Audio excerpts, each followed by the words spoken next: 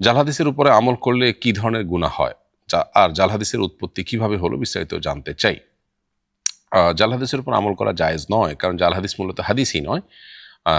এজন্য একজন ইমানদারের উচিত জাল হাদিসের উপর আমল না করা। তবে কোনো বিষয় যদি জাল হাদিস দ্বারা সাব্যস্ত হয়, সে একই বিষয় যদি আবার কোরআন হাদিসের আলোকে, বিশুদ্ধ বর্ণনার আলোকে যদি সাব্যস্ত হয়ে থাকে, তাহলে সেটার উপর আমল করতে অসুবিধা নেই, কারণ সেটা জাল হাদিসের ভিত্তিতে করা হচ্ছে না, বরং বিশুদ্ধ কোনো হাদিস কিংবা আয়াতের নির্দেশনার কারণে করা হচ্ছে। জাল হাদিসের উৎপত্তির ইতিহাস অনেক দীর্ঘ এবং লম্বা। এক্ষেত্রে হাদিস সংকলনের ইতিহাস নিয়ে যদি আপনি একটু ঘাটাঘাটি করেন, পড়াশোনা করেন, তাহলে সেক্ষেত্রে আপনি জানতে পারবেন ইসলামিক ফাউন্ডেশন থেকে এই সম্পর্কিত অনেকগুলো গবেষণামূলক বই এবং কাজ আছে, সেগুলো আপনি পড়তে পারেন। মৌলিকভাবে কয়েকটি কারণ ছিল জাল হাদিস প্রণয়নের পেছনে। এর ভিতরে একটা হলো বিভিন্ন ফেরকা যখন ইসলামের মধ্যে প্রাদুর্ভাব দেখা দিল, বিভিন্ন ফেরকার, এই ফেরকা এবং মতবাদগুলো তাদের নিজেদের মতবাদের সপক্ষে অনেক জাল হাদিস তারা তৈরি করেছে। আবার ইসলামের শত্রুরা ষড়যন্ত্র করে মুসলমানদের মধ্যে বিভ্রান্তি ছড়িয়ে দেওয়ার জন্য কোনো কোনো ক্ষেত্রে জাল হাদিস তারা রচনা করেছে। আবার শতোদ্দেশ্যে জাল হাদিস রচনা করার ঘটনাও ঘটেছে। অর্থাৎ সুফিদের একটা অংশ তারা মানুষকে উৎসাহিত করার জন্য, কোনো ভালো কাজ উৎসাহিত করার জন্য হাদিস একটা মন গড়া তৈরি করাটাকে কেউ কেউ জায়েজ মনে করতেন। সেই চিন্তা থেকেও কিন্তু জাল হাদিস প্রণয়নের কাজ হয়েছে কোনো কোনো ক্ষেত্রে, যদিও সংখ্যাগরিষ্ঠ ওলামা ইকরাম এবং মূলধারা ওলামা ইকরামের মধ্যে এটিও নাজায়েজ কাজ, এটি কোনো অবস্থাতে গ্রহণযোগ্য নয়। এর বাইরে ব্যক্তি স্বার্থ চরিতার্থ করার জন্য অনেকে জাল হাদিস তৈরি করেছে। কেউ ধরুন বাজারে কোনো ব্যবসা করছেন, তার ব্যবসার অনুকূলে কোনো একটা হাদিস তিনি তৈরি করে তিনি ব্যবসা যাতে চাঙ্গা হয় সেজন্য তিনি চেষ্টা করেছেন, এরকম ঘটনাও ঘটেছে। অর্থাৎ জাল হাদিসের অনেকগুলো উৎস, অনেকগুলো কারণ আছে, এর মধ্যে থেকে এই কয়েকটি কারণ বিশেষভাবে উল্লেখযোগ্য। সুদী ব্যাংক থেকে প্রাপ্ত ইন্টারেস্ট কি অ্যাকাউন্ট চার্জ বাবদ খরচ করা যাবে? সুদী ব্যাংক থেকে প্রাপ্ত ইন্টারেস্ট এটা আপনার অ্যাকাউন্ট চার্জ বাবদ খরচ করতে পারবেন না, কারণ সুদী ব্যাংক থেকে প্রাপ্ত ইন্টারেস্টের টাকাটা আপনার ভোগ করা জায়েজ নয়, বরং সেটা দান করা, সাদাকা করে দেওয়া আবশ্যক। আপনার অ্যাকাউন্টের যে চার্জ আপনি দিচ্ছেন সেটা দেওয়া মানে আপনি নিজে ভোগ করা, কারণ আপনার অ্যাকাউন্ট মেনটেন বাবদ আপনাকে যে চার্জটা করে থাকে ব্যাংক, সেই চার্জ দেওয়া মানে হলো আপনি আপনার অ্যাকাউন্ট পরিচালনা করে তার বিনিময় দিয়ে আপনি এটা সুবিধা ভোগ করছেন, ক্যাশ টাকাটা ভোগ না করে একটু ঘুরিয়ে ভোগ করছেন। সেজন্য এটা আপনার জন্য জায়েজ হবে না, বরং এটি আপনাকে পরিপূর্ণ সাদাকা করে দিতে হবে। মুহররম মাসে বিশেষ কোনো ফজিলত আছে কিনা, এই মাসে আমল সম্পর্কে জানতে চাই। হ্যাঁ প্রিয় দর্শক, মুহররম মাস সম্মানিত মাসগুলোর মধ্যে সবচেয়ে শ্রেষ্ঠ এবং সেরা। আল্লাহ বলেছেন, ইন্না ইদ্দাতাশ শুহুরি ইনদাল্লাহি 12 শাহরান ফি কিতাবিল্লাহি ওয়া মা খালাকাস সামাওয়াতি ওয়াল আরদ মিনহা আরবাআতুন হুরুম। অর্থাৎ বছরের যে 12টি মাসের গণনা নবমণ্ডল এবং ভূমণ্ডল সৃষ্টির দিন থেকেই চলে আসছে আল্লাহর সৃষ্টিতে। এর মধ্যে 4টি মাস হলো বিশেষ সম্মানিত। এই 4টি মাসের মধ্যে থেকে মুহররম হলো অন্যতম, কারণ নবী করিম সাল্লাল্লাহু আলাইহি ওয়াসাল্লাম একটা হাদিস রয়েছে, তিনি বলেছেন যে সালাসুল মুতাওয়ালিয়াত, এই 4টি সম্মানিত মাসের 3টি হলো ধারাবাহিক, যুলকায়দা ও যুলহিজ্জা ও মুহররম, জিলকদ, জিলহজ এবং মুহররম। আরেকটা হলো রজব মাস, যেটা শাবান এবং জুমাদা সানিয়ার মধ্যবর্তী মাস। এজন্য মুহররম মাস হলো সম্মানিত মাসের একটি, এজন্য এর মর্যাদার বিষয়টা তো বলার অপেক্ষা রাখে না। দ্বিতীয়ত, সহিহ মুসলিমে আবু হুরায়রা রাদিয়াল্লাহু তাআলা থেকে বর্ণিত হয়েছে যে নবী করিম সাল্লাল্লাহু আলাইহি ওয়াসাল্লাম বলেছেন, আফদালুস সিয়ামি বা'দা রমাদান শাহরুল্লাহিল মুহররম, রমজানের পরে সবচাইতে শ্রেষ্ঠ রোজা হলো আল্লাহর মাস মুহররম মাসের রোজা। যে মুহররমকে আল্লাহর মাস হিসেবে অভিহিত করা হয়েছে, সব মাসই আল্লাহর, কিন্তু এটাকে আল্লাহর দিকে সম্বন্ধ করা হয়েছে এই মাসের বিশেষ মর্যাদার বিবেচনা করে। তো এই জন্য নফল রোজা শ্রেষ্ঠ মাস মুহররম, এটিও এই মাসের শ্রেষ্ঠত্বের মাহাত্ম্যের একটা বিশেষ প্রমাণ বহন করে। এর বাইরে মুহররম মাসে রয়েছে আশুরা, মুহররমের 10 তারিখটা বিশেষ তাৎপর্যপূর্ণ দিন। আবু কাতাদা রাদিয়াল্লাহু তাআলা আনহু থেকে সহিহ মুসলিমে বর্ণিত হয়েছে যে নবী করিম সাল্লাল্লাহু আলাইহি ওয়াসাল্লামকে এক ব্যক্তি জিজ্ঞাসা করেছেন আশুরা রোজা সম্পর্কে, তখন তিনি বলেছিলেন, আহতাসিবু আল্লাহি আন ইউকাফিরা সানাতাল্লাতী ক্বাবলা, অর্থাৎ আশুরা রোজা কেউ যদি রাখে তাহলে আমার আল্লাহর প্রতি ধারণা হলো এর বিনিময়ে আল্লাহ তাআলা 1 বছর পূর্বের গুনাহ মাফ করে দিবেন। এজন্য মুহররম মাসের মধ্যে আশুরা আছে, এটি সম্মানিত 4 মাসের একটি, এটি নফল রোজা শ্রেষ্ঠ মাস। এসব নানা কারণে এই মাসটি বিশেষ তাৎপর্যপূর্ণ, এই মাসে বিশেষ নফল রোজা রাখা দরকার, বিশেষ করে আশুরার রোজা। এরপরে প্রশ্ন হলো, বাজার থেকে সদ্য কেনা নতুন কিংবা পুরাতন কাপড় পরে নামাজ পড়া যাবে কি না? উত্তর হলো, বাজার থেকে কেনা কাপড় সেটা নতুন হোক আর পুরাতন হোক, সেটা পরে নামাজ পড়তে পারবেন। কারণ কোনো কাপড়, কোনো পোশাক নাপাক হিসাবে ধর্তব্য হবে তখনই যখন সেখানে কোনো নাপাক দৃশ্যমান হবে বা নিশ্চিতভাবে জানা যাবে যেখানে নাপাক লেগেছে। নতুন যে কাপড় আপনি কিনে এনেছেন কিংবা ব্যবহৃত কাপড় যেটা আহ, বিভিন্নভাবে বাজারে বিক্রি হয়, এটাতে কোনো নাপাক আছে বলে আপনি দেখতে পাচ্ছেন না, আপাতদৃষ্টিতে যেহেতু কোনো নাপাক নেই, অতএব এটাকে পবিত্র ধরে এটা পরে আপনি নামাজ পড়তে পারবেন, কোনো অসুবিধা হবে না। নামাজের মাঝে অজু ভেঙে গেলে তৎক্ষণাৎ নামাজ ছেড়ে দিয়ে বাইরে এসে অজু করব, নাকি অজুবিহীন অবস্থায় নামাজ শেষ করে পরে অজু করে নামাজ পড়ব? যদি নামাজের মধ্যে হঠাৎ অজু ভেঙে যায় তাহলে তৎক্ষণাৎ আপনাকে নামাজ ছেড়ে দিতে হবে। বিনা অজুতে নামাজ কন্টিনিউ করা জায়েজ নয়। মানুষ কি মনে করবে, লোকে কি ভাববে, আমি নামাজের মধ্যে যদি চলে যাই লোকে বুঝে যাবে আমার অজু ভেঙে গেছে, এরকম চিন্তা মাথায় আসতে পারে। সেটি শয়তান মানুষের মাথায় সাধারণত এনে থাকে। লোকে কি ভাববে তার চেয়ে বড় কথা হলো আমি আল্লাহ রাব্বুল আলামিনকে সিজদা দিব, ইবাদত নিবেদন করব পবিত্র অবস্থায়, যেটি করতে আমাকে নির্দেশ করেছেন আল্লাহ। অপবিত্র হয়ে গেছি, এই অবস্থা আমি আল্লাহকে যদি সিজদা নিবেদন করি, ইবাদত নিবেদন করি, তাহলে সেক্ষেত্রে আল্লাহর নির্দেশের লঙ্ঘন হচ্ছে।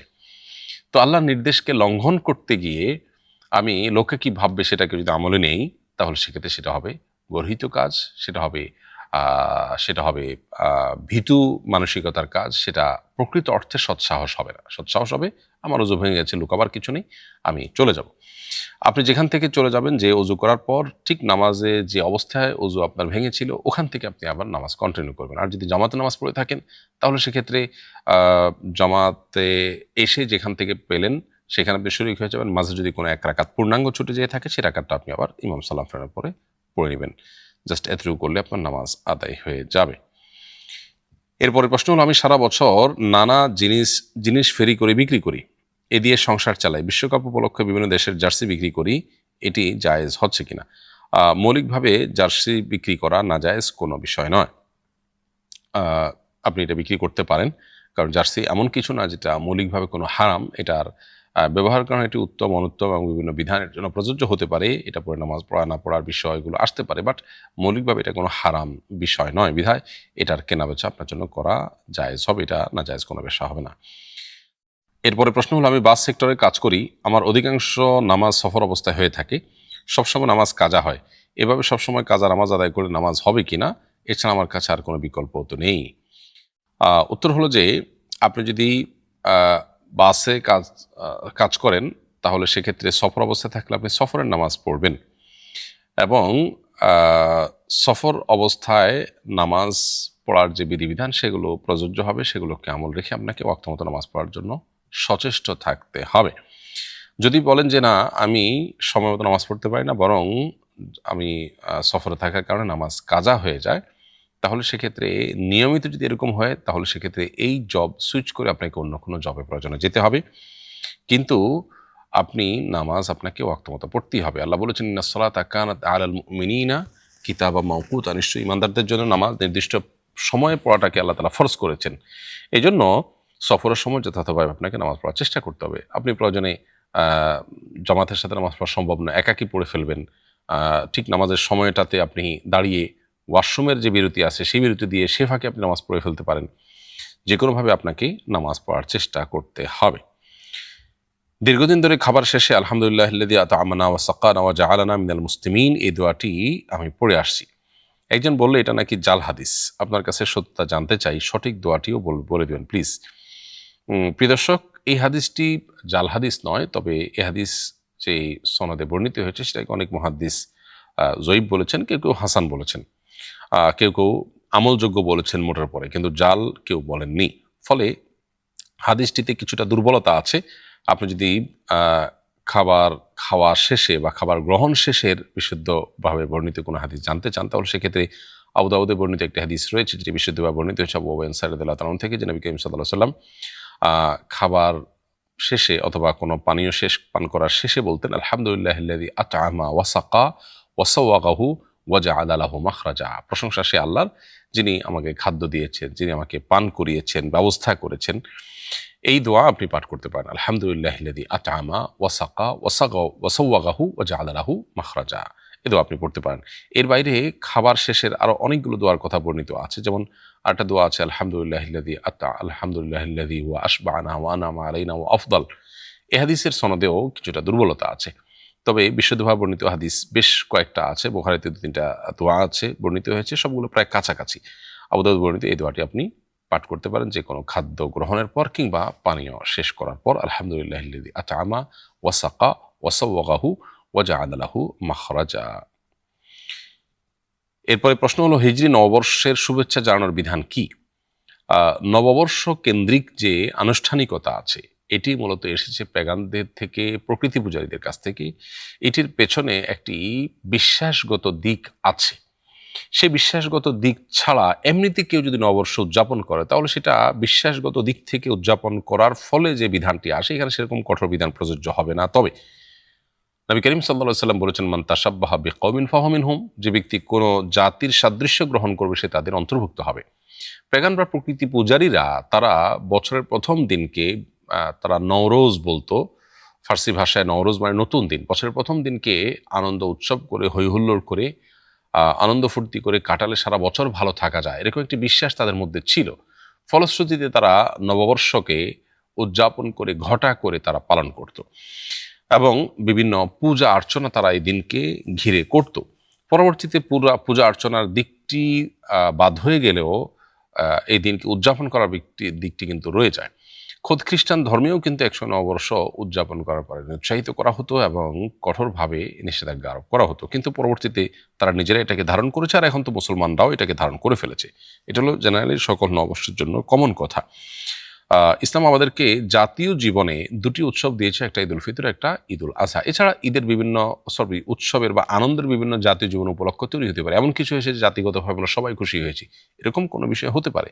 কিন্তু আনুষ্ঠানিকতার যে ব্যাপারটা আছে সেটা হলো যে ইসলাম আমাদেরকে দুটি ঈদ দিয়েছে, এর বাইরে আর কোনো উৎসবের আনুষ্ঠানিকতা জাতীয় জীবনে, সামগ্রিক জীবনে দেওয়ার কথা ইসলাম বলেনি। বিধায় নববর্ষ উদযাপন করাটা মৌলিকভাবে ইসলাম নির্দেশিত কোনো বিষয় নয়, বরং এটি বিজাতীয় বা ভিন্ন কালচারের প্রকৃতি পূজারীদের কাছ থেকে এসেছে। তাদের সাথে যেহেতু সাদৃশ্য গ্রহণ করা হয় সেজন্য এটা অ্যাভয়েড করাটাই হলো উচিত, হোক সেটা হিজরি নববর্ষ কিংবা অন্য কোনো সনকে ঘিরে হোক।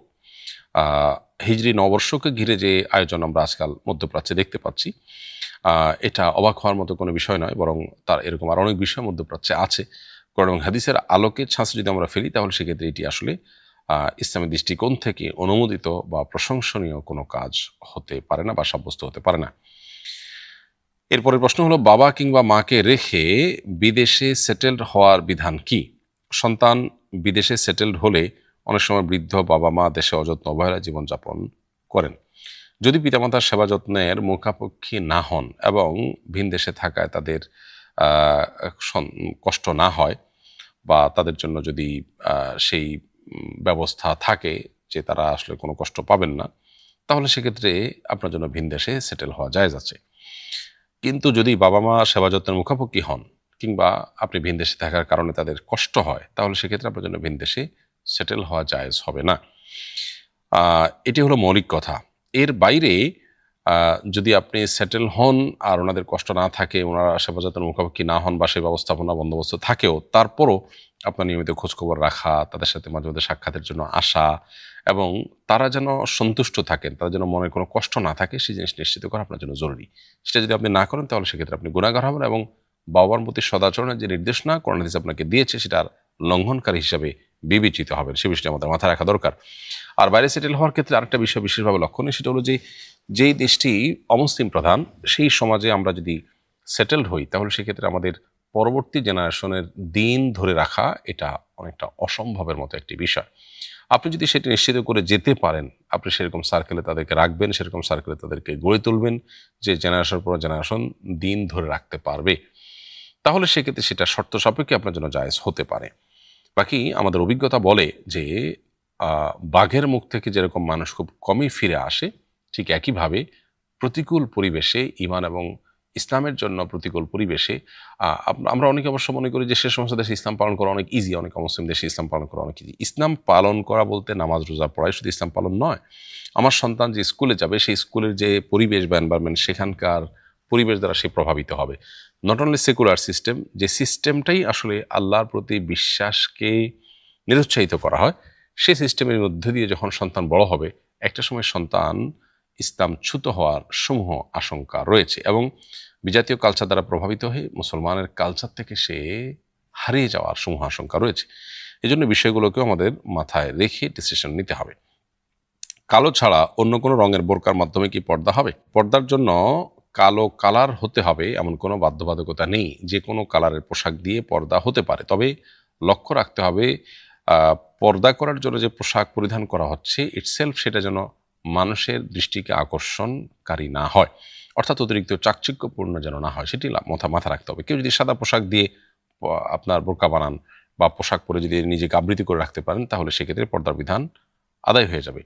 মূলত এখানে আল্লাহ রাব্বুল আলামিনের নির্দেশনা হলো ওয়ালা ইউবদিনা যিনাতাহুন্না, মেয়েরা তাদের সৌন্দর্যকে প্রকাশ করবেন না।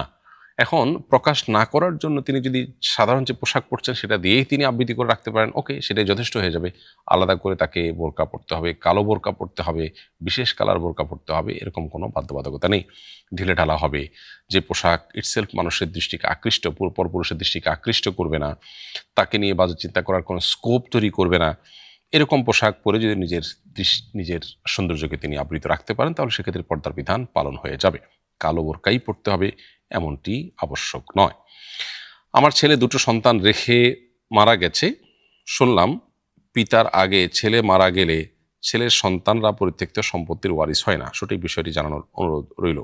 আপনার ছেলে যেহেতু দুটি সন্তান রেখে মারা গেছে এবং আপনার সম্পদের মালিকানা আপনার ছেলে পাবে, তার মাধ্যমে আপনার নাতিরা পাবে, এটা হলো শরিয়ার বিধান।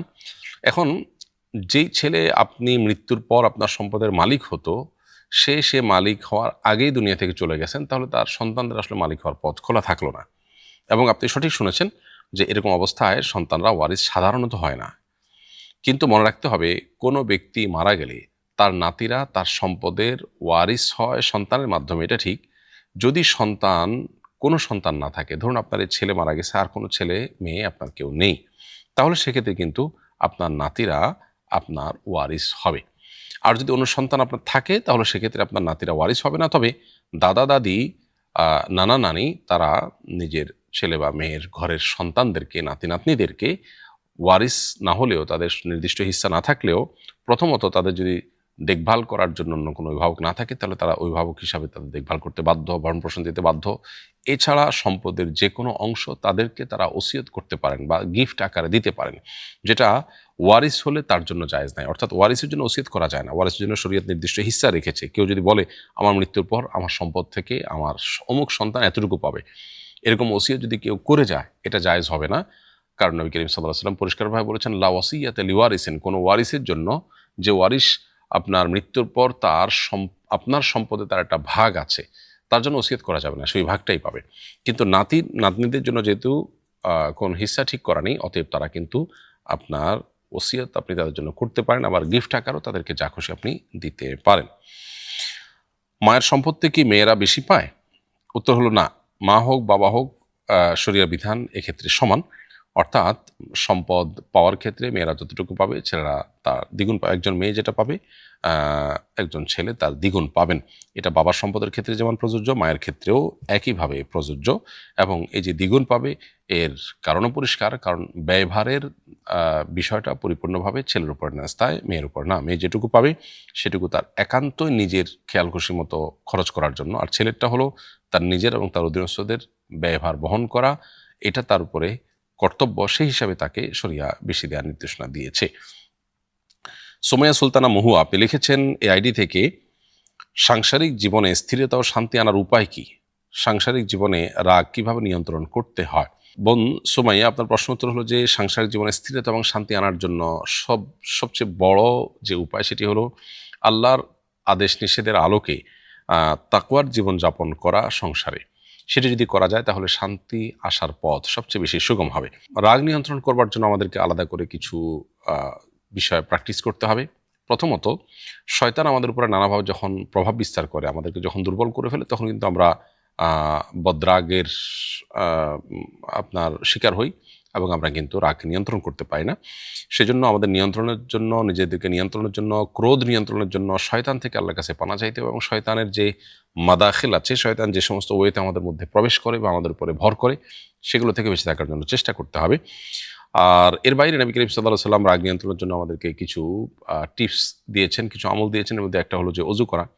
খুব বেশি রাগান্বিত হলে অজু করলে মানুষের রাগ প্রশমিত হয়। তৎক্ষণাৎ আউযুবিল্লাহি মিনাশ শাইতানির রাজিম পাঠ করলে আল্লাহ তাআলা রাগকে প্রশমিত করে দেন। ঠিক একইভাবে রাগ যে অবস্থায় হয়েছে সে অবস্থা পরিবর্তন করে ফেলে মানুষ। অর্থাৎ এখন রাগ হয়েছে, আমি বাসা থেকে বের হয়ে গেলাম, কিংবা দাঁড়ানো থাকলে বসে গেলাম, বসা থাকলে শুয়ে পড়লাম, একটু অবস্থা যে জায়গায় আছে সেখান থেকে সে অন্য জায়গায় চলে গেলাম, তাতে রাগ কিছুটা নিয়ন্ত্রিত হয়। এরপরে প্রশ্ন হলো, মাসিক অবস্থায় মহিলারা আজানের জবাব দিতে পারবে কিনা? উত্তর হলো হ্যাঁ, মাসিক অবস্থায় আজানের জবাব দিতে পারবে, যে কোনো জিকির করতে পারবে, ইস্তেগফার, দোয়া সবকিছু করতে পারবে, শুধুমাত্র নামাজ পড়তে পারবে না, তওয়াফ করতে পারবে না, কোরআনে কারিমের তেলাওয়াত এবং স্পর্শ করতে পারবে না, ব্যাস স্বামী সহবাস করতে পারবে না। এর বাইরে বাকি সব কাজ করতে পারবে। অতএব আজান দেওয়া বলেন, দোয়া দুরুদ, জিকির আজকার, এগুলো সবগুলোই আল্লাহ স্মরণ ইত্যাদি মাসিক অবস্থায় মেয়েরা করতে পারবেন। এরপরে প্রশ্ন করেছেন মোহাম্মদ আসগর হোসেন আবিদ। আপনি লিখেছেন, পড়াশোনার চাপ এবং ক্যারিয়ার নিয়ে দুশ্চিন্তার মাঝে কিভাবে ইবাদতে মনোযোগ ধরে রাখা যায়? মানসিকভাবে শান্ত থাকার জন্য একজন ছাত্রের দৈনন্দিন রুটিন কেমন হওয়া উচিত বলে আপনি মনে করেন? ভাই আসগর হোসেন আবিদ, আমাদেরকে ক্যারিয়ার ভাবনা বেশিরভাগ মানুষকে আজকাল ডিপ্রেসড করে দিচ্ছে। পড়াশোনার অতিরিক্ত চাপটাও ওই ক্যারিয়ার ভাবনা থেকেই মূলত এসেছে। আমাদের জীবনটাকে যদি আমরা পরিপূর্ণভাবে আল্লাহর আদেশ নিষেধ এর আলোকে আমরা যদি সাজাতে পারি, আল্লাহর কাছে যদি পরিপূর্ণ আত্মসমর্পণ করতে পারি, পরিপূর্ণভাবে যদি আমরা মুসলমান হয়ে উঠতে পারি, তাহলে এই চাপগুলো আমাদের জীবনে থাকার কথা নয়। কারণ ইমানদার হিসাবে আল্লাহ তাআলা আমার জন্য যা রিজিক নির্ধারণ করেছেন তাই আসবে। আমি সমাজে কারোর সাথে পার্থিব কোনো বিষয়ে কম্পিটিশনে জড়াবো না, বরং আমি হালাল এবং সুস্থ স্বাভাবিকভাবে আল্লাহর কাছ থেকে যা পাবো সেটাকে আমি ওয়েলকাম করব। আর যেটুকু আমি পাবো না সেটুকুকে আমার রিজিকে নেই, সেগুলো আমার ভাগ্যে নেই, এটি চূড়ান্তভাবে জেনে আমি নিজেকে সান্ত্বনা দেব এবং আমি সন্তুষ্ট চিত্তে আল্লাহর ফয়সালাকে মেনে নিব। এই মানসিকতা যদি নিজের ভিতরে ধারণ করা যায় এবং পরিবারকে যদি অ্যাওয়্যার করা যায়, তাহলে সেক্ষেত্রে আপনার কেরিয়ারের চাপ বা পড়াশোনার চাপের কারণে অতিরিক্ত দুশ্চিন্তা এটা আপনার এবাদতের ধ্যান মগ্নতাটাকে নষ্ট করবে না। অতএব এবাদতে মনোযোগ ধরে রাখার জন্য আসলে আগে থেকে আমার ট্রিটমেন্ট হওয়া উচিত, যে আমার দৃষ্টিভঙ্গির পরিবর্তন যেটা খুবই জরুরি সেটি আমাদের মধ্যে করা দরকার। ইনশাআল্লাহ এটা সবচেয়ে বেশি সাহায্য করবে। এর বাইরে একজন শিক্ষার্থী হিসাবে আপনার ৫ ওয়াক্ত নামাজের পাশাপাশি সকল হারাম গুনাহ থেকে, হারাম কাজ থেকে বেঁচে থাকা, গুনাহের কাজ থেকে বেঁচে থাকা এবং সৎসঙ্গ অবলম্বন করা, আল্লাহর প্রতি মনোনিবেশ করা, আল্লাহ স্মরণ করা, দোয়া মুনাজাতের মধ্যে বেশি সময় অতিবাহিত করার চেষ্টা করা, একটা দিনী এনভায়রনমেন্ট এবং পরিবেশ মধ্যে নিজেকে রাখার চেষ্টা করা, এই বিষয়গুলো যদি আপনি করতে পারেন, আশা করা যায় আপনার যে সমস্যার কথা আপনি বলছেন সেটা কিছুটা হলেও আল্লাহ রাব্বুল আলামিন আপনার জন্য দূর করে দিবেন, আপনার থেকে দূর করে দিবেন। আমার ৩ মাস বয়সী ছেলে সন্তান মাঝরাতে কোলে পেশাব করে দিয়েছিল। সকালে ফজরের নামাজ আদায়ের পর বিষয়টি মনে এসেছে, ওই নামাজ কি পুনরায় আদায় করতে হবে? প্রিয় দর্শক, আপনার প্রশ্ন উত্তর হলো যে ছেলে সন্তান কোলে পেশাব করে দিয়েছে, পেশাব নাপাক, অতএব এটা পাক করা দরকার ছিল। যদিও দুধের সন্তান যদি হয়, শুধু মায়ের দুধের উপর নির্ভরশীল, এরকম ছেলে সন্তান যদি হয়, সে পেশাব করলে সেখানে পানি ছিটা দিয়েও সেটাকে পাক করা যায়।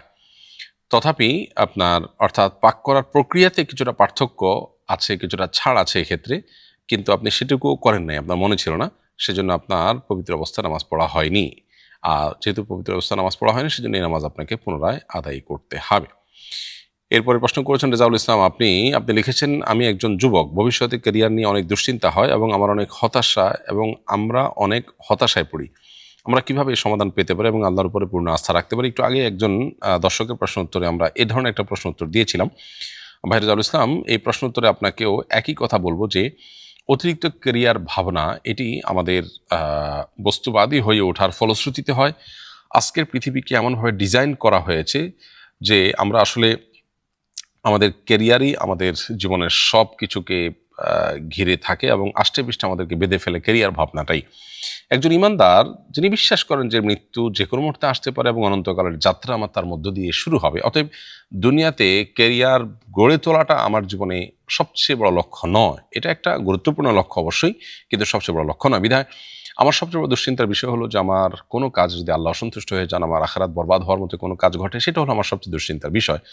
বিধায় ক্যারিয়ার নিয়ে অতিরিক্ত ভাবনা করা বা দুশ্চিন্তায় পড়া কিংবা ডিপ্রেসড হওয়া, হতাশ হওয়া, এটা আমাদের ইমানের দুর্বলতার কারণে হয়ে থাকে। এজন্য আমাদের দৃষ্টিভঙ্গিটাকে পাল্টানো দরকার এবং এটার জন্য অবশ্য আমাদের আশপাশ, পরিবেশ, আমাদের পরিবার, প্রতিবেশ, এ সব কিছুর একটা দায় এখানে আছে। এই জন্যই তো ভালো দিনদার পরিবেশ আমাদের জন্য সহায়ক হয়। আমাদের দিন এবং ইমানের জন্য, আর পরিবারকে দিন এবং ইমানের পথে যদি আনা যায় তাহলে নিজের দিনের উপরে চলাটা অনেক বেশি ইজি হয়। তো এই জায়গাটাতে আমাদের বিশেষভাবে ফোকাস এবং মনোযোগ দেওয়া দরকার এবং চেষ্টা থাকা দরকার। আল্লাহ রাব্বুল আলামিন আমাদেরকে সেই তৌফিক দান করুন। আমাদের দৃষ্টিভঙ্গিটাকে যদি আমরা পাল্টাতে পারি তাহলে ইনশাআল্লাহ দুশ্চিন্তা দূর হবে। আর না হলে পৃথিবীর সমস্ত সম্পদের মালিক হয়েও মানুষের দুশ্চিন্তা দূর করা সম্ভব নয়। এরপরে প্রশ্ন হলো, আমি মানত করেছিলাম আমার গর্ভস্থ সন্তানটি জন্মগ্রহণ করলে এবং সুস্থ থাকলে আমি একটি ছাগল জবাই করে এলাকাবাসীকে খাওয়াবো, কিন্তু 4 দিনের মাথায় সন্তানটি মারা যায়। এখন কি মানতটি আমার পূর্ণ করতে হবে? প্রিয় দর্শক, গর্ভস্থ সন্তান জন্মগ্রহণ করলে এবং সুস্থ থাকলে আমি অমুক অমুক কাজ করব, এই কথা বলার মধ্য দিয়ে মূলত আপনি শর্ত আরোপ করেছেন মানতের জন্য যে সন্তানটা জন্ম নেবে এবং সুস্থ থাকবে। যেহেতু সন্তান জন্মের পর মারা গেছে, সুস্থ থাকা বা বলতে সুস্থভাবে বেঁচে থাকা বলতে আপনার অন্য 10টি সাধারণ সন্তানের মতো যদি সে বেঁচে থাকে সেটাই উদ্দেশ্য হয়ে থাকে, তাহলে সেক্ষেত্রে আপনার সন্তান যেহেতু বেঁচে থাকেনি সেজন্য আপনার মানত পূরণ করা আবশ্যক হবে না। মোহাম্মদ হাবিবুর রহমান লিখেছেন, মুহরিম ব্যক্তি সুগন্ধিযুক্ত হ্যান্ডওয়াশ দিয়ে হাত ধোয়ার কারণে তার উপর কোনো জরিমানা আসবে কি না? হ্যান্ডওয়াশ সরাসরি সুগন্ধি না, এরপরও সুগন্ধি সেখানে যুক্ত আছে। এজন্য উচিত হলো হ্যান্ডওয়াশ বা সাবানের সুগন্ধি থাকলেও সেটা অ্যাভয়েড করা। যদিও সেটাকে সৌদি আরবের ওলামা ইকরাম সহ অনেক ওলামা ইকরামই হেলথ ইস্যু বিবেচনা করে সুস্বাস্থ্যের প্রয়োজনে সেটাকে অনেকে অনুমোদন দেন, কিন্তু এটার বিকল্প আছে। আজকাল সুগন্ধি ছাড়া সাবান ইত্যাদির ব্যবস্থা আছে, সব জায়গাতেই একেবারে সহজলভ্য। বিধায় এটা অ্যাভয়েড করাটাই হলো উচিত এবং কর্তব্য। কেউ যদি এটি ব্যবহার করে ফেলেন, এরম অবস্থায় সুগন্ধযুক্ত হ্যান্ডওয়াশ ব্যবহার করে ফেলেছেন, তাহলে সেক্ষেত্রে সাদকাতুল ফিতরের পরিমাণ অর্থাৎ 2 কেজি গম বা তার সমমূল্য সাদাকা করতে হবে। এই সাদাকা হারামে করতে পারলে ভালো, হারামের ইয়েতে যদি করা না যায় তো বাইরে নিজের দেশেও করা যেতে পারে। স্বামী আমার প্রতি কোনো নজর দেয় না, দায়িত্ব অবহেলা করে, তাকে বশীভূত করার হালাল পদ্ধতি সম্পর্কে জানতে চাই। বশীভূত করা, কাউকে একেবারে অধীনস্থ বানায় ফেলা রাতারাতি, এরকম কোনো ম্যাজিক্যাল উপায় কোরআন বা হাদিসে নেই। এগুলো বিভিন্ন ব্ল্যাক ম্যাজিকের মাধ্যমে হারাম বিভিন্ন উপায় করার বিভিন্ন সুযোগ থাকে, তাবিজ কবজের কাজ করে, এরকম অনেকে এগুলো করে থাকে। মূলত আমাদেরকে ন্যাচারাল পদ্ধতিতে আগাতে হবে, যেটা ম্যাজিকের মতো কাজ করবে না কিন্তু ধীরে ধীরে করবে এবং সেটাই সাস্টেন করবে। সেটি হলো যে নবী সাল্লাল্লাহু আলাইহি ওয়াসাল্লাম আমাদেরকে সালামের প্রসার ঘটাতে বলেছেন, কারণ সালামের প্রসার ঘটালে নিজেদের মধ্যে সৌহার্দ্য, সম্প্রীতি, ভালোবাসা তৈরি হয়। এজন্য খুব সুন্দরভাবে বিশুদ্ধভাবে মহব্বতের সাথে সালাম পরস্পরকে দেওয়ার আদান প্রদান করার মাধ্যমে নিজেদের মধ্যে ভালোবাসার সম্পর্ক তৈরি হয়। এর বাইরে হাদিয়া বা উপহার উপঢৌকন আদান প্রদানের মাধ্যমেও ভালোবাসা তৈরি হয়। আর দোয়াও করা যেতে পারে আল্লাহ তাআলার কাছে স্বাভাবিকভাবে, যে আল্লাহ অমুকের আমার স্বামীর আমার প্রতি আগ্রহ যেন বাড়ে, বা তিনি যেন আমার প্রতি অবহেলা যেন না করেন, দায়িত্ববোধ যেন বাড়ে, আপনি তাকে সে তৌফিক দিন, দোয়া করা যেতে পারে।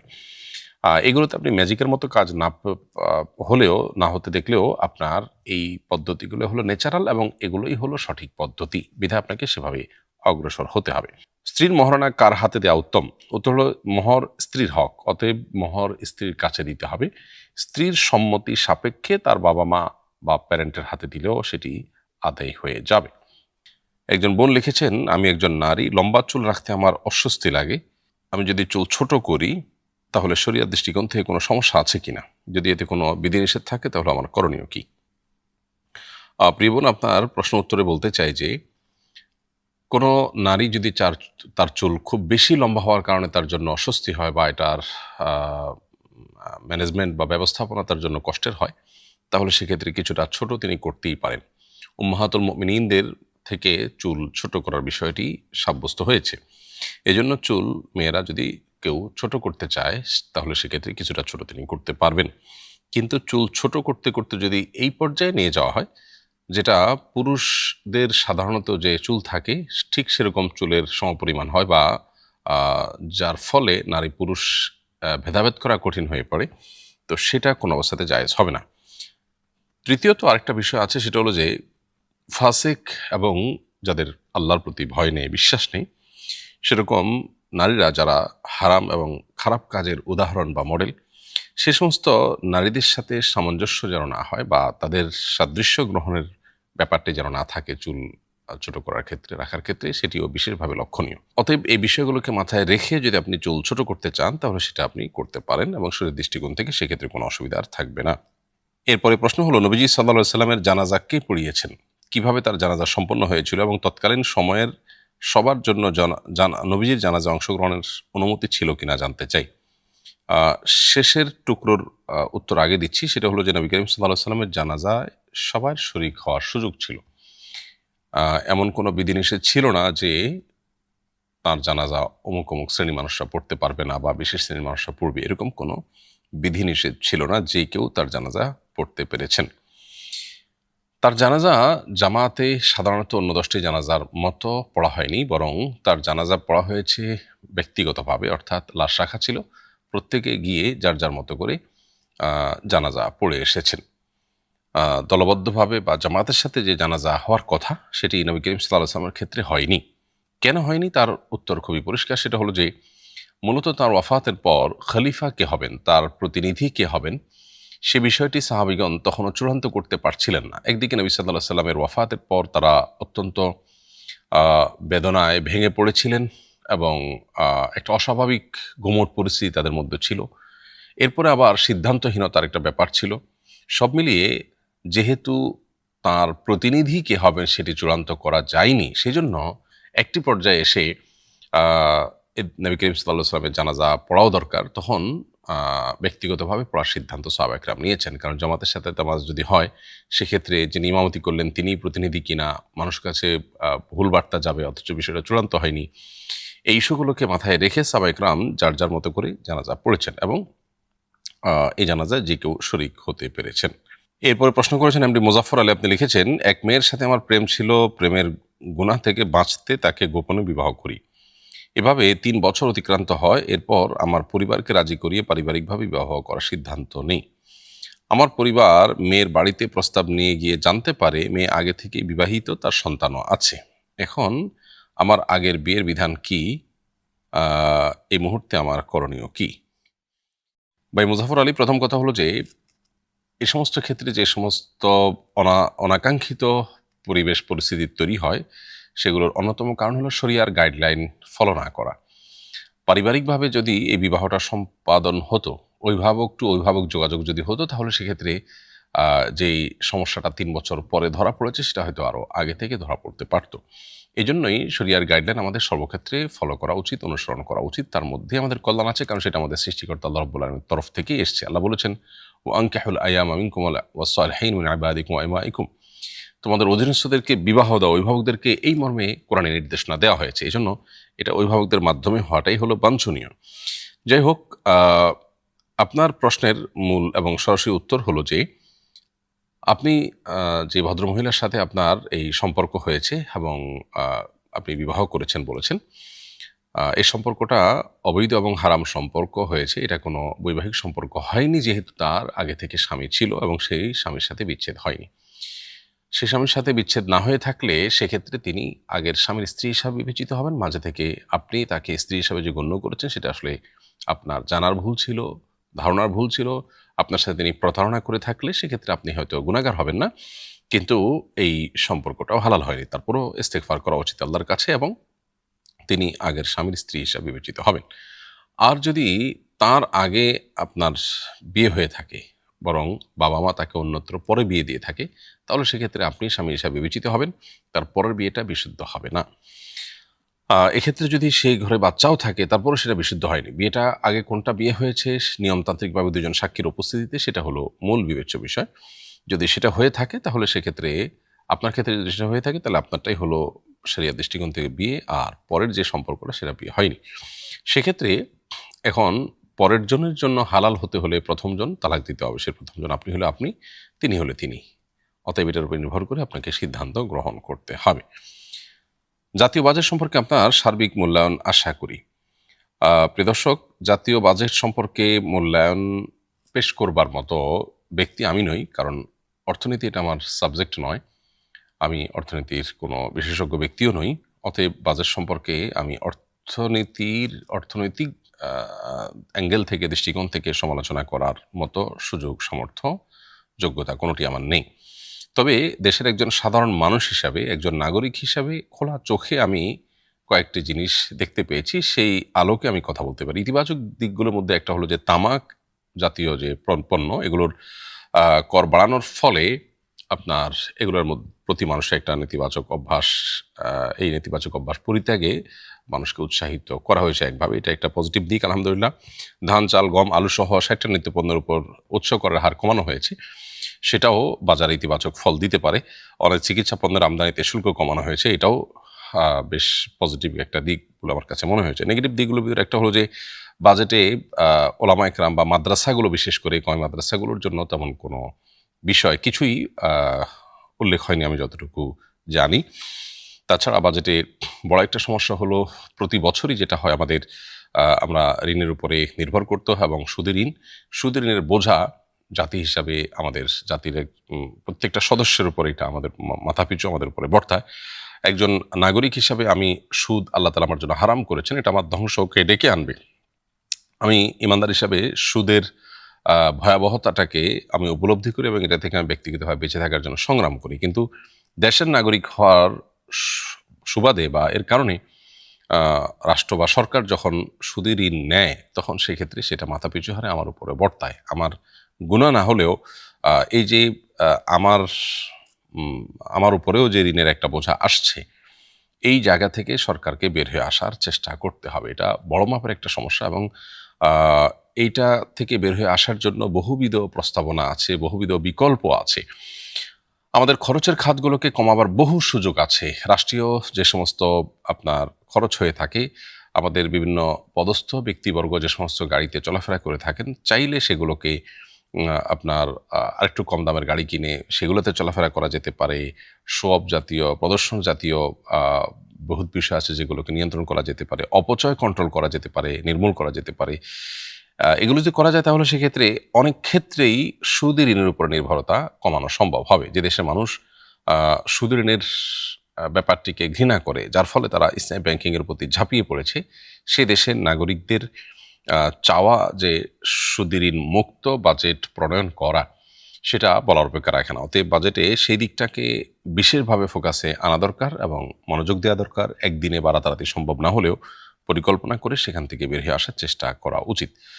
দোয়া করি আল্লাহ তাআলা আমাদেরকে আমাদের জাতীয় জীবনে সার্বিকভাবে আল্লাহ তাআলা বারাকা দান করুন, আমাদের জাতীয় অর্থনৈতিক জীবনে বিশেষভাবে আল্লাহ তাআলা বারাকা দান করুন। আমরা যেন পরনির্ভরশীলতার এই জাতাকল থেকে বের হয়ে আসতে পারি, নিজের উপর নিজের পা নিজে দাঁড়াতে পারি, স্বাবলম্বী হতে পারি। আমরা যেন বিশ্বের দরবারে প্রভাবশালী একটি জাতি, রাষ্ট্র হিসাবে মাথা উঁচু করে দাঁড়াতে পারি। আল্লাহ তাআলা আমাদেরকে সেরকম সুযোগ, সামর্থ্য, তৌফিক দান করুন।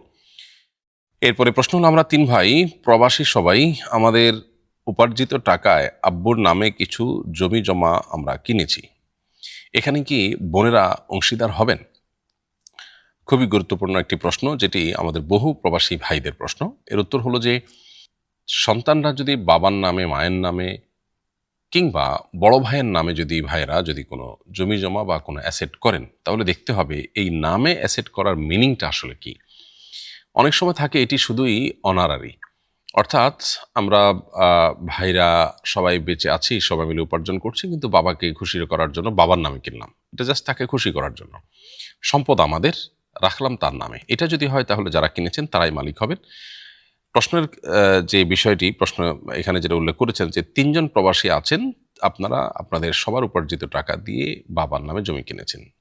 আপনারা কে কত দিয়েছেন সেই হিসাব যদি থাকে বা আনুপাতিক হারে যদি সবাই সমানভাবে দিয়ে থাকেন, তাহলে সেক্ষেত্রে বাবার নামে কিনেছেন, শুধুই অনারারি সম্মানার্থে বাবার নামে কিনেছেন, তাহলে সেক্ষেত্রে এটার মালিক আপনারাই হবেন, বোনরা এখানে কোনো হক পাবে না। আর যদি এই বাবার নামে কেনার মিনিং হয় তাকে গিফট আকারে দিয়ে দেওয়া, আমরা যে যা পেরেছি দিয়েছি বা সমান হারে দিয়েছি, যেটাই হোক, বাবাকে বলেছি বাবা এটা তোমাকে আমরা দিয়েছি, এটা তোমার। সো বাবার নামে কিনে দিয়েছেন মানে বাবাকে আপনি দিয়েছেন জমিটা। তাহলে সেক্ষেত্রে বাবার মৃত্যুর পর এই সম্পদের ভাগ আপনারা ভাইরা যেমন পাবেন, বোনরাও পাবেন, এবং অন্য ওয়ারিস থাকলে তারাও আনুপাতিক হারে পাবেন। যেমন আপনার মা বেঁচে থাকলে আপনার বাবার মৃত্যুর পর তিনিও সেখান থেকে একটা হিস্সা বা অংশ পাবেন। তো এই জন্য এই বিষয়টা ক্লিয়ার হওয়া দরকার যে আমরা বাবার নামে জমি কেনার দ্বারা কি উদ্দেশ্য আমাদের ছিল। অনেক সময় দেখা যায় যে আমি প্রবাসে আছি, কেনা বেচার জন্য আমার শারীরিক উপস্থিতি দরকার হতে পারে, এটা জটিলতা তৈরি হতে পারে, সেক্ষেত্রে বাবার নামে আমরা কিনে রাখলাম। এরকম যদি হয় তাহলে সেক্ষেত্রে সেটা বাবার সম্পদ হবে না, সেটা আপনাদের সম্পদ হবে এবং সেখানে বোনরা অংশ পাবে না।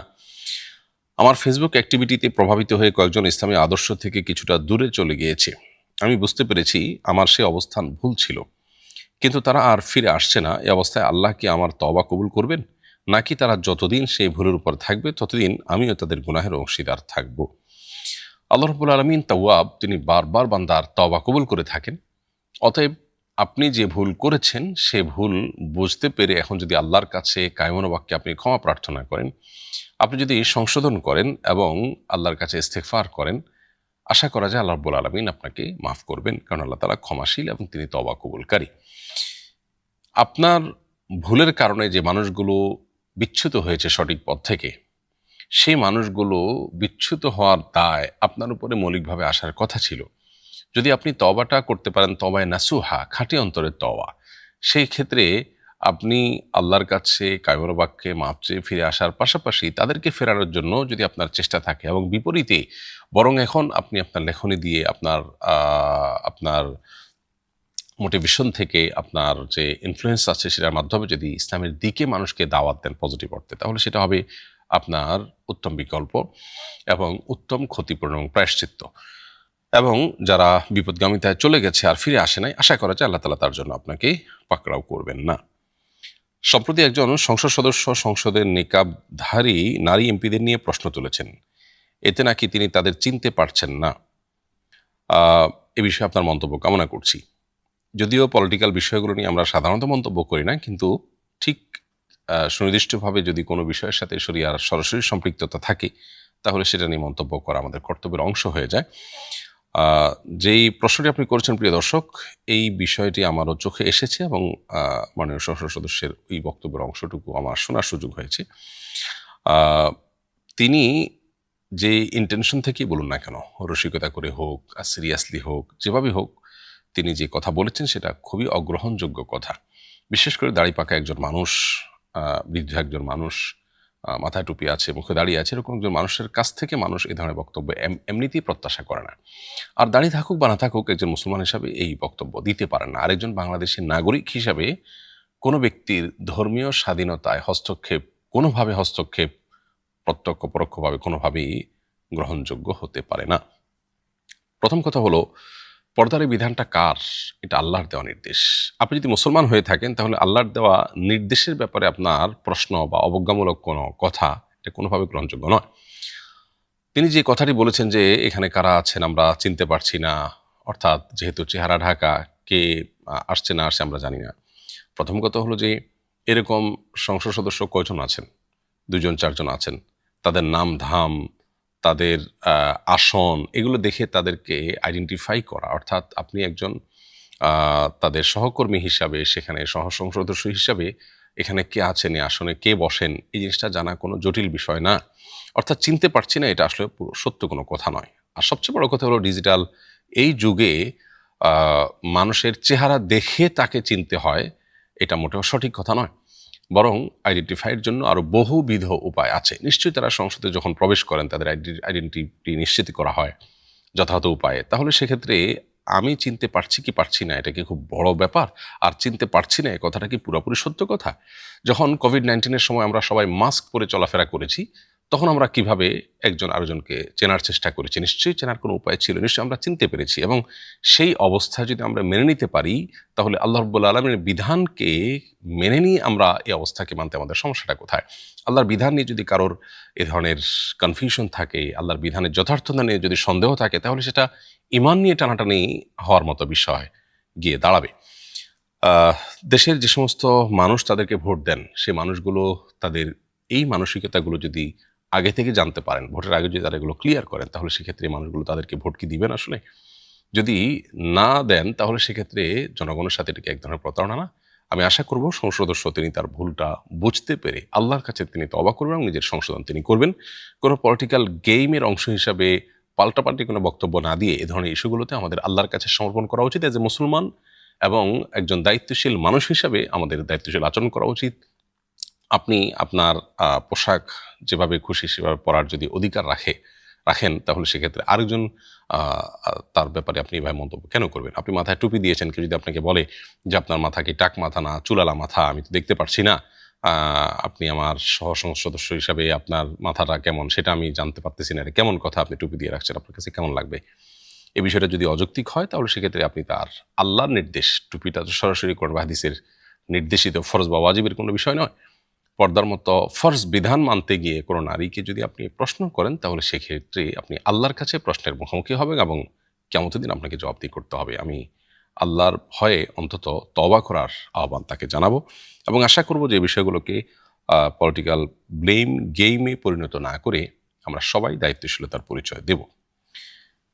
আমি আলট্রাসোনোগ্রাফি ডাক্তার বিভিন্ন নারীদের আলট্রাসোনোগ্রাফি ফুটেজ আমি আমার পেজে আপলোড করি, ডাক্তারি পরামর্শ দিতে চাচ্ছি। আমি আমার কাছে আলট্রাসোনোর জন্য বেশি রোগী আসে, এক্ষেত্রে রোগীর শরীরের বাইরের কোনো অংশ দেখাবো না, শুধু পেটের ভেতরের অংশ দেখাবো। এভাবে ভিডিও বানিয়ে কি আপলোড করা যাবে? যদিও প্রিয় দর্শক, আপনি একজন ডক্টর হিসাবে আপনার পেশেন্টের শরীরের বাহ্যিক কোনো অংশ দেখাচ্ছেন না, তারপরও তার পেটের অভ্যন্তরে তার শিশুর অবস্থান অথবা পেটের অভ্যন্তরে বিভিন্ন অর্গানগুলো, এগুলো যদি আপনি কোনোভাবে দেখান, সেগুলো ভিডিও ফুটেজ বা ছবি, সেটাও ওই ব্যক্তির প্রাইভেসিরই অংশ। এজন্য রোগীর সমস্ত কিছু যেহেতু আপনার কাছে আমানত, তার সমস্ত তথ্য উপাত্ত, সেজন্য এটা পাবলিকলি দেওয়ার আগে আপনি তার পারমিশন নেওয়া উচিত। আপনি রোগীকে অন্তত এটুকু জিজ্ঞেস করা উচিত যে আপনার এই ভেতরকার ফুটেজ, যেটা আসলে আপনার কোনো সম্মানকে হ্যাম্পার করবে না, জাস্ট মানুষের ইনফরমেশনের জন্য, মানুষকে শেখাবার প্রয়োজনে আমি এটা প্রকাশ করতে চাচ্ছি, এটা আপনি তাকে যদি জানিয়ে নেন তাহলে সেটা আপনার জন্য জায়েজ হবে। এবং আজকাল এ ধরনের বিষয়ে সাধারণত যদি কারো কাছ থেকে অনুমতি নেওয়া হয় তাহলে সেক্ষেত্রে সেটা তিনি অনুমতি দেওয়ার কথা, কেউ মানা করার কথা না। এর বাইরে এআই এর এই যুগে কৃত্রিম ছবি এবং ফুটেজ তৈরি করেও আপনার কোনো অর্গানের রিয়েল পিকচার মানুষের সামনে তুলে ধরা, এটা কঠিন কোনো কাজ নয়, বিধায় আপনি সেই বিকল্প পথেও হাঁটতে পারেন। এরপরে প্রশ্ন হলো, বিয়ে উপলক্ষে কনেকে দেওয়া কোন কোন জিনিস মহারণা হিসাবে ধরা যায়? বিয়ের সময় বিভিন্ন ধরনের অলংকার, কাপড় চোপড়, প্রসাধনী সহ অনেক কিছু দেয়া হয়, এগুলো কি নির্ধারিত মোহরের মধ্যে গণ্য করা যাবে কিনা? বিয়ে উপলক্ষে স্বামী স্ত্রীকে যা দিবেন এর মধ্যে টাকা পয়সা এবং স্বর্ণরূপা যা দিবেন সেগুলোকে মোহর হিসাবে গণ্য করতে পারবেন নির্দ্বিধায়। এর বাইরে অন্য যে সমস্ত বিষয়গুলো তাকে দিবেন, স্ত্রীকে দিবেন, যেমন অনেকগুলো কাপড় দিয়েছেন, পোশাক দিয়েছেন, অনেক জিনিসপত্র দিয়েছেন, এগুলোকে মোহর হিসাবে গণ্য করতে হলে স্ত্রীর পারমিশন লাগবে। কারণ মোহর হিসাবে আপনি স্থির করেছেন মূলত একটা ফিগার, টাকার একটা অ্যামাউন্ট আপনি ফিক্স করেছেন। সেটা না দিয়ে আপনি যদি তাকে 10টা শাড়ি দিয়ে দেন, দামি দামি শাড়ি দিয়ে দিলেন, এই 10টা শাড়ি সেটা তিনি নেবেন কিনা, কারণ টাকা ফিক্সড করেছেন, তিনি টাকা নেবেন নাকি শাড়ি নেবেন, এই জিনিসটা তাকে জিজ্ঞেস করতে হবে। তিনি যদি বলেন যে ওকে আমি এটা অ্যাকসেপ্ট করলাম মোহর হিসাবে, তাহলে সেক্ষেত্রে মোহর হিসাবে গণ্য হতে পারে। আমাদের দেশে যেটি হয়, বিয়ের বাজারে দুনিয়ার টাকা পয়সা খরচ করে সেটাকে মোহর হিসাবে ধরে লিখে দেওয়া হয় এত টাকা উসুল। এটা একেবারেই অন্যায় এবং অন্যায্য কথা। আপনার কাছে কেউ টাকা পাবে, আপনি সে পাওনা টাকা না দিয়ে তাকে ওই টাকার সমপরিমাণে ফল কিনে দিলেন, তো বিষয়টা কি গ্রহণযোগ্য হবে? আমি আপনার কাছ থেকে টাকা পাবো, আপনি আমাকে টাকা দিবেন, টাকার পরিবর্তে অন্য কিছু দিতে হলে আপনি আমাকে জিজ্ঞেস করতে হবে যে আপনার যে পাওনা টাকা আছে, আমি তো নগদ টাকা দিতে পারতেছি না, এই জিনিসটা দিয়ে দিতে পারি, আপনি বিক্রি করে টাকা নিতে পারেন। আপনি সেরকম কিছু যদি দিতে চান তাহলে আলোচনা করে নিতে হবে। এই জন্য স্ত্রীকে স্বর্ণরূপা নগদ টাকা দিলে সেটা পুরাটাই আপনার মূল সম্পদ হিসাবে, আপনার নগদ অর্থ হিসাবে বিবেচিত হবে, বিধায় সেটা আপনি কাউন্ট করতে পারবেন। এর বাইরে অন্য কিছু দিলে সেটা স্ত্রীকে জিজ্ঞেস করে তারপরে কাউন্ট করতে হবে। এরপরে প্রশ্ন হল, ইসলামে খেলাধুলার বিধান কি? সম্প্রতি আলেমদের অ্যাক্টিভিটিস দেখে মনে হচ্ছে কোনো খেলাধুলাই করা যাবে না, কিন্তু একজন মানুষের শারীরিক ও মানসিক সুস্থতার জন্য তো বিনোদনের প্রয়োজন হয়, এক্ষেত্রে ইসলামের দৃষ্টিভঙ্গি কি? প্রিয় দর্শক, একজন মানুষের সুস্থভাবে পৃথিবীতে বেঁচে থাকার জন্য যা যা দরকার তার সব কিছুর ব্যবস্থা আল্লাহ রাব্বুল আলামিন আমাদের জন্য রেখেছেন। এই জন্য আল্লাহর দেওয়া জীবন বিধানে এমন ন্যাচারাল সিস্টেম আছে যেখানে মানুষের বিনোদনের ব্যবস্থা আছে। যেমন ইসলাম আমাদেরকে পারিবারিক জীবন যাপন করতে নির্দেশনা দেয়, উৎসাহিত করে। একজন মানুষের খুব ভালোভাবে মানসিক সুস্থতার জন্য তার সুন্দর উপভোগ্য একটা পরিবার হলো সবচেয়ে বড় উপাদান। আজকের পৃথিবীর দিকে যদি আপনি তাকান তাহলে দেখতে পাবেন যে আজকের পৃথিবী এই উপাদান থেকে অনেক দূরে সরে গেছে।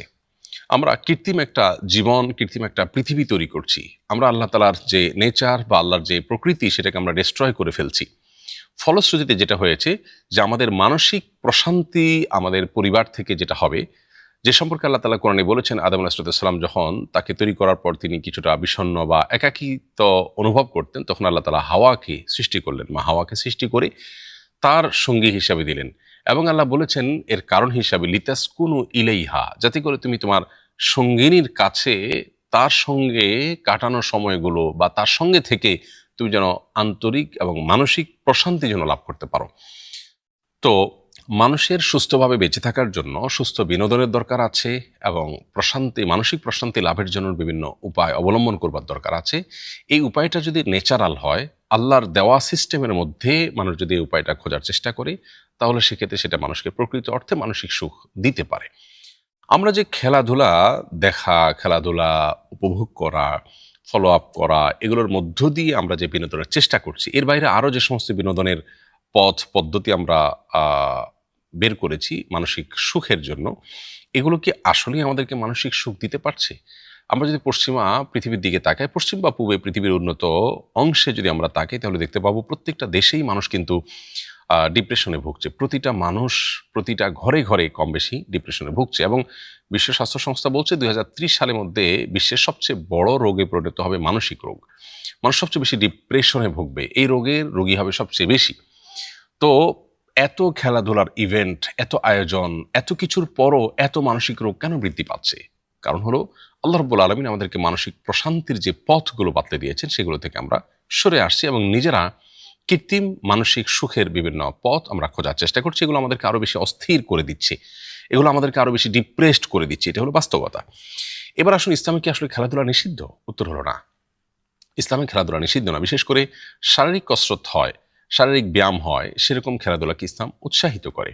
নবী করিম সাল্লাল্লাহু আলাইহি সাল্লাম নিজে দৌড়াদৌড়ির প্রতিযোগিতায় তিনি অবতীর্ণ হয়েছেন তার স্ত্রী আয়েশা রাদিয়াল্লাহু তাআলা আনহার সাথে, এবং অন্যদের যে প্রতিযোগিতা যেগুলোতে শারীরিক কসরতের ব্যাপার ছিল বা আপনার যে যে প্রতিযোগিতা বা যে খেলাধুলা মানুষের কাজে লাগবে এরকম বিষয় ছিল, যেমন ধরুন ঘোড়া তাড়ানো, ঘোড়া দৌড়ানো, তারপরে আপনার তীর মারা, তারপরে আপনার দৌড়াদৌড়ি, শারীরিক কুস্তি যেটাকে বলে আপনার ফিজিক্যাল ফিটনেসের ব্যাপার, এই জাতীয় যে খেলাধুলা আছে এগুলোতে নবী সাল্লাল্লাহু আলাইহি সাল্লাম উৎসাহিত করেছেন, বিধায় ইসলাম সেগুলোকে নিষেধ করে না।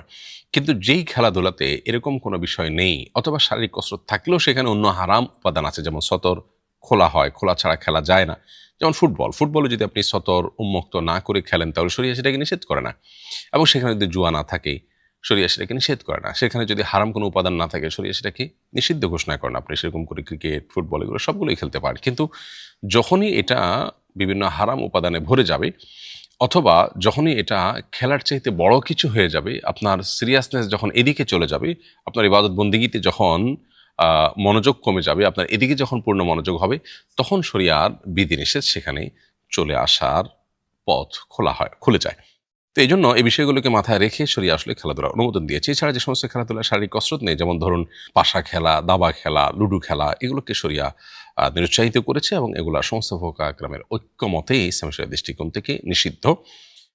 কারণ এগুলোতে আসলে কোনো শারীরিক বা মানসিক কোনো প্রশান্তির বিষয় না, বরং এগুলোতে মানসিক আরো কষ্ট মানুষের বাড়ে, আরো বেশি ডিপ্রেসড মানুষ হয়, আরো বেশি অশান্তিতে থাকে। আপনি দেখবেন সমাজে এ জাতীয় খেলা বিশেষ করে যখন জুয়ায় পরিণত হয়, ক্যারাম বোর্ড থেকে নিয়ে, তাস থেকে নিয়ে বিভিন্ন রকমের খেলা, এগুলোতে যারা খুব বেশি মগ্ন থাকে এরা মানসিকভাবে অনেক বেশি সুখী থাকে না। এরা বরং সমাজের খুব দুঃখে থাকা মানুষজন, খুবই আপনার আগোছালো জীবনযাপন যাদের, আপনার যাদের জীবনে তেমন কোনো পরিকল্পনা নাই, সুন্দর গোছানো কোনো জীবন নাই, এই মানুষগুলোকে দেখবেন মূলত আপনি এসবের ভেতরে মজে থাকতে।